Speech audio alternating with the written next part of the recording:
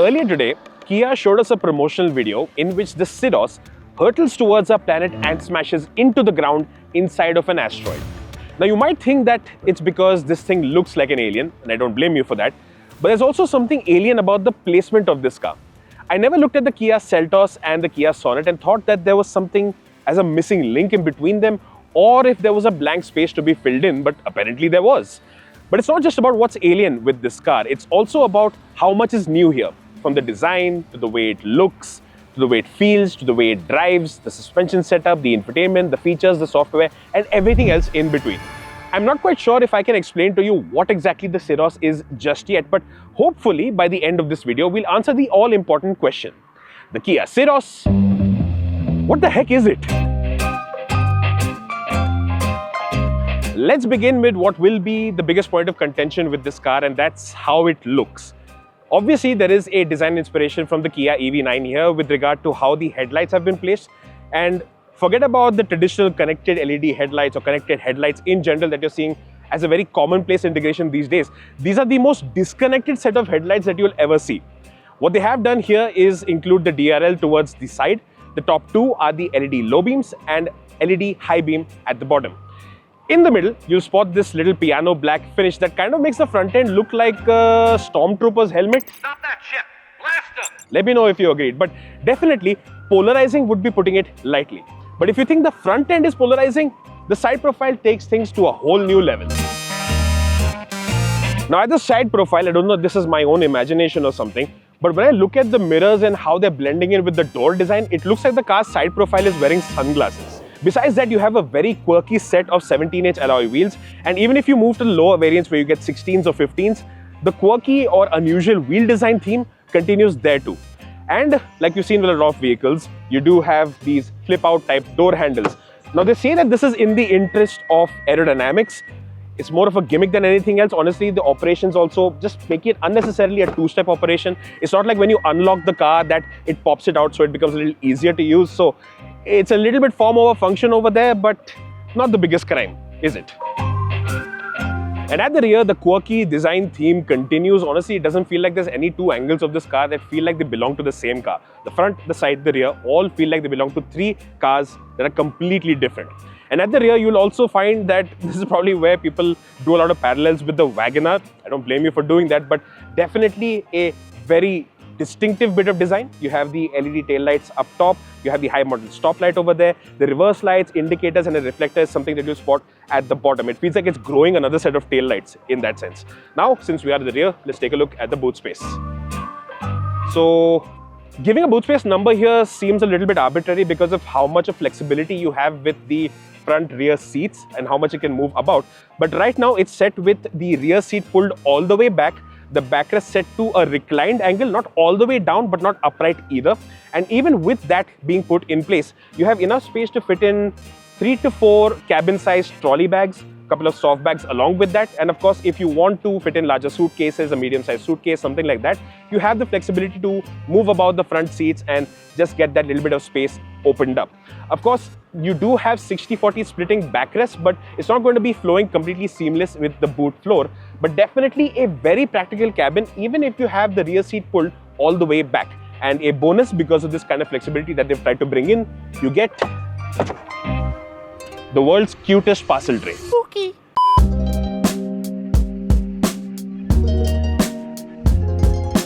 Now, obviously, a major reason why someone would be interested in a Syros is its vast and expansive features list. But the first department that I have to give props to is the PQ or perceived quality department, because it's not like Kia's gone overboard by using super high quality materials for touch and feel to make this feel like an especially premium place.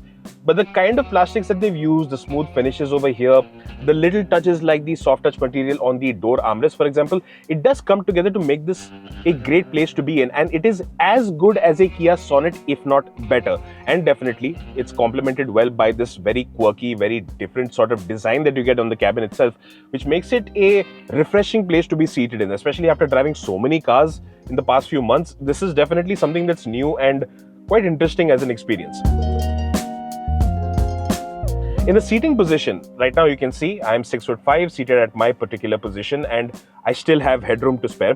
I should mention that the default seat height of the driver's seat, it's not going to go very low, but even so, even tall people can still find themselves quite comfortable, with the exception that you might find the alignment between the seat and the floor pedals a little bit off. It feels like the pedals are slightly offset towards the right, which can get a little bit awkward over longer journeys. Now, driving position, yes, it definitely feels very SUV, meaning that you do have a good view of the bonnet, and this can be quite useful for first-time car drivers who just want to get a better idea of the judgment of the cabin, so you can set the four sides of the car a little easily when you come into, let's say, tight parking spots. Now, on the features front, Kia has gone completely overboard over here, because I can't frankly think of anything that stands out as a particular miss. The driver's seat, it is power adjustable but four-way, meaning you can adjust the 4.5 movement of the seat, you can adjust the backrest, but the height adjustment, that is still manual. So yes, that is something that you could consider a miss. The steering, this double D cut steering as it were, very quirky looking. It is adjustable for tilt but doesn't have reach adjustment. Yes, that is a miss. Seat ventilation and a very smart placement of the button. Tata, this is a great place to put a button, just saying, for seat ventilation when you want to use it. And yes, it is quite effective right now. We are in temperatures that are not too hot, but you can definitely feel it when it kicks in, even when I'm wearing a sweatshirt on. So that's definitely saying something. You do have a wireless phone charger. The aircon, auto climate control with multiple settings. So when I first saw this Trinity display that's made up of a 12.3-inch infotainment screen, a 5-inch AC screen, and a 12.3-inch digital instrument cluster, I thought that using this 5-inch screen would be impractical or purely relying on it, but thankfully you do have physical buttons to adjust the temperature as well as the blower speed as well. Definitely very thoughtful. You can adjust the modes from here as well. You also have the auto AC mode with 3 different settings, so it will correspond to higher blower speeds if you require that. And when it comes to charging, you do have 2 USB Type-C chargers and even this thoughtful 12-volt socket that you press and open up with this little flap that also feels like a very premium integration. Interestingly, the leftmost Type-C charger button that you have, that you can switch it between purely charging your device or even using it for media settings. So that's definitely a very thoughtful touch. And let's talk about the new infotainment system, because finally, when you get a fully loaded Kia, at least with the Syros, you can get wireless Android Auto and Apple CarPlay supported with the infotainment screen. In fact, you get it as standard even with the base or entry level model of the Kia Syros. Now, of course, those functions function exactly as intended, but what I really like is that this interface that's similar to what we'd seen with the new Kia Carnival looks a lot better to use, and responsiveness is also so much better. Honestly speaking, this is now hitting the territory of BMW or Mercedes when it comes to the interface, and it feels that premium and intuitive to use. So definitely major props to Kia to pulling this off. And this is one of those major software upgrades that you see within the car itself. That also extends to the connected car tech, where you can have a lot of diagnostics being done from the car. You can reach out to a call center to reach out and understand if there's any small error that pops up. And through OTA, they can actually fix certain errors within your car without necessarily making you have to drive to a service center to have them resolved. The 12.3-inch digital instrument cluster, now that is also quite functional, well laid out. You do have a little bit of flexibility with the kind of displays that you have, and you also have corresponding interfaces with the kind of drive modes that you choose. So you can switch between eco, normal and sport, then they will change the basic colors that you have ahead of you. And you also have traction modes being offered. Again, in my view, it's more of a gimmick, but I'm not going to complain for having it. You can choose between snow, mud and sand. What else can we talk about? Of course, the panoramic sunroof. Gotta have that. The sunroof itself, it'll open up till just above the front row itself. The sunshade goes all the way back. And you also have an auto-dimming IRVM. And interestingly, this, a very plus-size sunshade that you can slide to the side and pop all the way. So it's not just about giving you those major talking points or something that's going to prove to be a bragging right on the brochure, but definitely sensibility has been accounted for very well as well. So I honestly can't complain. One more important feature that I have to talk about is the 8-speaker Harman Kardon sound system. So that includes 1 speaker in each of the doors. You have tweeters up front. There is a central speaker in the dashboard and a sub in the boot. Overall, in the experience that we've had, we've tried little classic music, we've tried a little hip hop. The combination is really good. Most people are not really going to feel the need for any kind of upgrade. Definitely, it's quite strong on the bass. So if you like that kind of music, it's going to be absolute aces for you. In terms of the experience in the front row, obviously, because you do have a combination of both the central speaker as well as the tweeters, it envelops around you. If you're seated in the back seat, then it feels like the sound is a little bit up high and being projected towards you, but definitely an enjoyable experience nonetheless, and a great job on the sound system as well. Now let's talk practicality, because that in itself is a major talking point, especially in the front seat. But it's not about just the kind of storage spaces where you traditionally expect them, it's also where you wouldn't. For example, in front of the co-driver, you have this storage slot that's been integrated into the dashboard, so you can place a phone or something over there if you want to watch some videos. You do have a large storage area in between, along with these push buttons that will turn it into a can or cup holder. I'll have to manually shove that back in. That I wish the buttons could do that too. You do have a little bit of storage area next to the door armrest as well. The door pockets, they can accommodate a 1 liter bottle plus a half liter bottle and some knickknacks to top. You do have this felt lined sunglass holder that definitely is going to be useful to, make sure your sunglasses don't land up getting some odd scratches. The glove box is sizable, but it is not cooled. And one thing that I would have wanted as a point of improvement is with the central armrest. Now you do have a storage area here that's large enough for your keys, mobile phones, some stuff like that. But because of the air purifier being integrated in here, it doesn't get slide adjustment. And that is something that would have proved useful, especially for shorter drivers.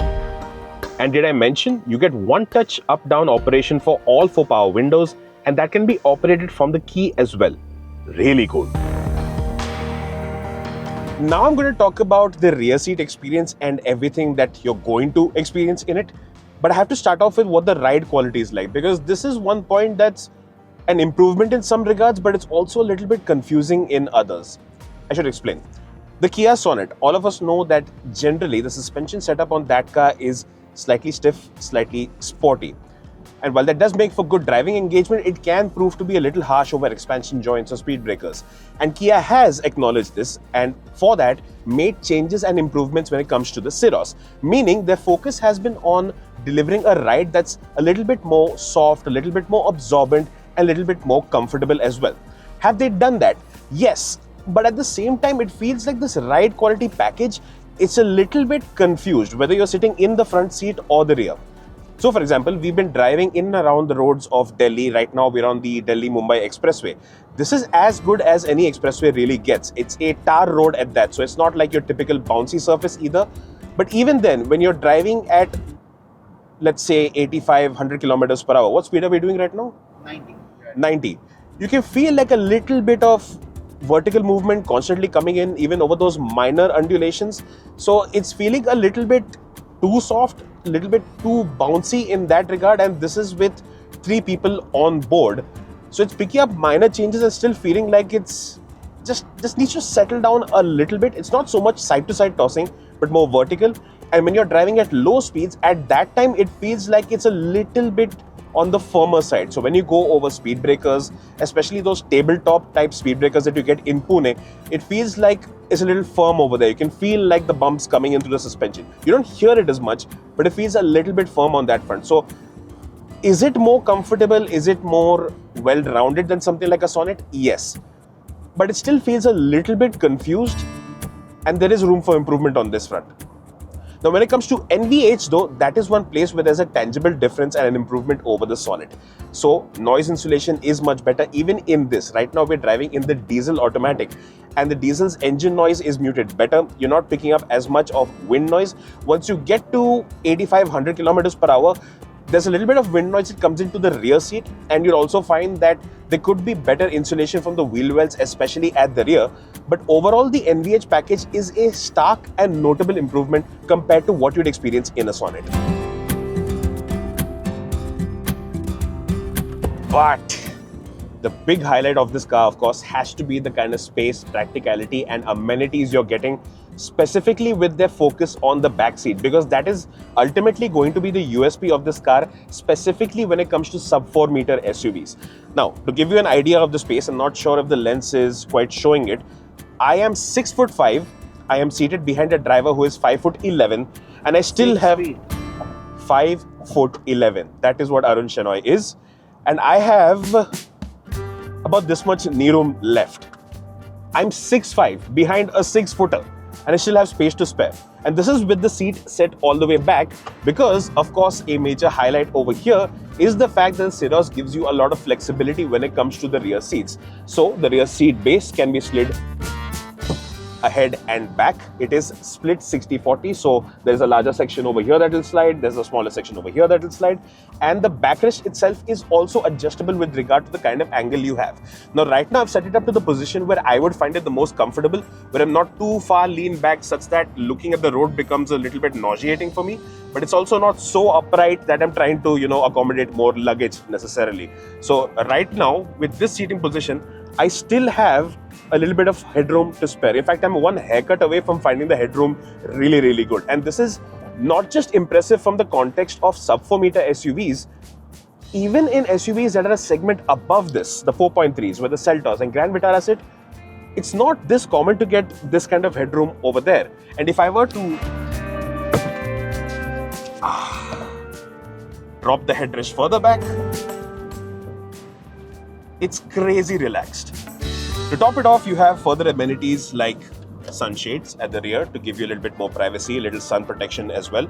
You also have ventilated seats not only in the front but also the rear.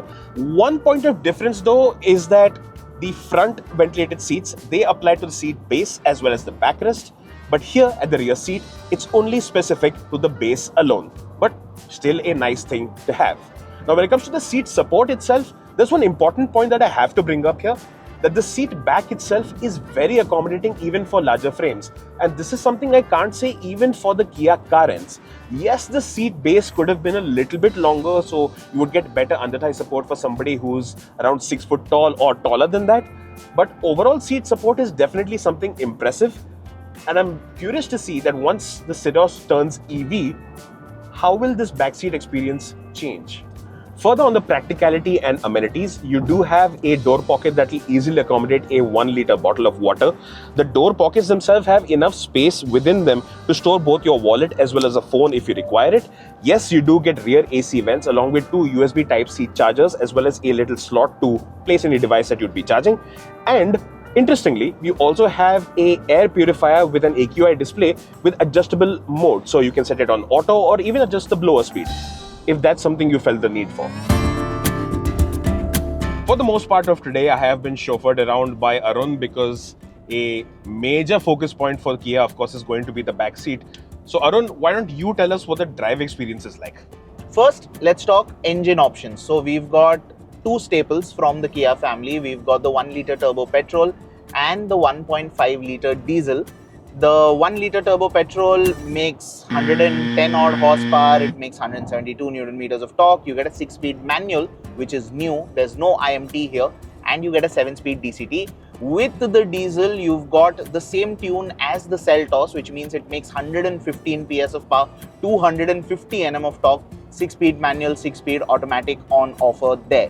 One question. Yeah. Why do you think they did not offer the 1.2-liter naturally aspirated petrol? Is it to do with the weight of the car? Because it's what, 150 kilos heavier than a equivalent it is Sonet? 150 kilos heavier than the Sonet, and in Kia's own words, that particular engine will just not cut it for this car. A, it's heavier, and B, this car is more expected to run with higher loads. So a naturally aspirated engine just won't cut it. They want to keep it turbo and turbo diesel for now. Fair. Let's first talk about the turbo diesel because that is what we've spent more time in, and it is my pick between the two as well. I've always maintained that the Hyundai Kia diesels are like the all-rounders in the range. True. They always give you that nice sweet spot, you know, the Goldilocks zone, like you like to call it, between power, on-demand performance and efficiency. Now, even though we were driving quite hard, right, it's saying it's averaging 13.8 kilometers per liter, and bear in mind we've not really been kind to the car. The same thing if you do it with the turbo petrol, you're looking at single-digit fuel efficiency. That's easily one of the main reasons why I kind of tilt in favor of the diesel in case of Hyundai and Kia. The turbo petrol by itself does not feel particularly different to drive compared to a Sonet, which is to say it is exciting, yes, it is peppy, the DCT is quick, there is enough response from it, so you won't really feel shortchanged for power. The car will never feel underpowered as such. Is it outright fun as, say, a Skoda Kayak? Probably Possibly not. But is that something that will bother you? Possibly not. On the whole, I think both engines are offering a sweet blend. Whether you want to do city or highway, I would tilt in favor of the diesel if the running is supposed to be quite high, maybe in excess of 50-60 kilometers per day. The extra price that you end up paying for the diesel will pay out in the long run. But yeah, on the whole, the engine offering that Kia is giving, I think it's pretty sorted, suits the car well, and it just gets the job done. Might not be the most exciting options there are, gets the job done. Exactly. I think though that there's one important difference that's come across now, and that's with the NVH. Yeah. With the diesel specifically, there's one notable difference, and it was apparently like the first 2 kilometers. It was because just before this, I was driving a Sonnet diesel auto, and I'm driving a Syros diesel auto. The difference in noise, vibration and harshness levels is stark. But the moment you sit in, the moment you start the car up, the diesel clatter, of course you can hear it a little bit, but it's not apparent, it's not in your face all the time. It's something that smoothens out as soon as you start driving also. It's more apparent at idle than it is on the move. Right, and even other aspects, say the vibrations on the floorboard, on the steering wheel, that feels slightly better controlled. So if you were wondering why the Syros kind of charges a premium over the Sonnet, it is in hidden things also, like this as well. Yeah. Okay, we're just looking at this car that's crashed and it's being lifted onto the side. Ouch. That was an Alto. And that has become now a segue into the safety section, because the Syros gets 6 airbags, ABS with EBD, all those different abbreviations to improve safety. It also has front and rear parking sensors as standard, and a highline tire pressure monitor. Yes, very important. You can see that display in the instrument cluster itself. ADAS is definitely a major highlight, something that's a very complete system, especially in the sub 4 meter space where a lot of rivals are offering selective sort of features. But here you've got adaptive cruise control with stop and go, you've got lane departure warning, lane keeping assist, you've also got blind view monitoring, you've got, wait, it doesn't have blind spot monitor, no? Yeah, it does not have a blind spot monitor, it does not have that red indication on the mirror, as in I think it does not have the rear radars. It's got a front radar and the front camera. So all those aspects of ADAS it takes care of. There are 1 or 2 feature misses, but I don't think they're deal breakers. What I like with Hyundai and Kia, and they've been nailing this with all their recent cars, right? The calibration of ADAS is genuinely very India friendly. Adaptive cruise control simply works. Lane keep assist works when the roads are well marked, like the Delhi-Mumbai expressway that we're driving on. It also, gives the driver feedback on whether he or she should take a break. That I think is very important. Just when we were goosenecking over the car that crashed there, a pop-up just came onto the screen saying, hey, consider taking a break. That is not something that we can do. We got to work 90 hours. But on the safety front, the ADAS calibrations there, Kia's also told us that they've reinforced this K1 platform. Correct. It's based on the same platform as the Sonnet, which is done average in terms of crash test ratings. So Kia, here's a small request. You say you're ready for BNCAP. That's what they said. They have a target of a high safety score. Please give us a crash test report so that one if but magar agar that we say with all the Kia products, that kind of goes away and goes away for good. One more thing I want to add to the safety features is that even though you don't have the blind spot monitor, you do have the blind view monitor that's linked to your indicators, and it's using very good quality cameras, not only for the front and rear camera feeds, but also for the side camera feed. And in our experience, this is quite dependable to use, so long as you get that little bit of a habit change of consciously looking at your instrument cluster when you're giving the indicator. Yeah. But the camera feed itself, the quality of the resolution, especially after coming off the drive of the Skoda Kayak, is definitely something you can appreciate, and it feels like they're going into luxury car territory when it comes to these kind of nuanced features, and that's definitely a major positive. So yeah, on the whole, safety feature wise, it is sorted. They are claiming to have a reinforced, safer structure. The proof of the pudding is in the crashing. So show us a crash test report here. At first, the Kia Syros came across to me as a why. But having spent an entire day with it, it's clear to me that behind this entire quirky packaging is a car that's very heavy on sensibility. It's a vehicle that's giving you the footprint of a Kia Sonet, the practicality of a Kia Carens, features derived from a Kia Carnival, and it's all going to be offered at a price point that's expected to be below the Kia Seltos. And if Kia can hit that all-important sweet spot with the price point, this little alien can prove to be quite the threat to the four-wheeled earthlings it's going up against.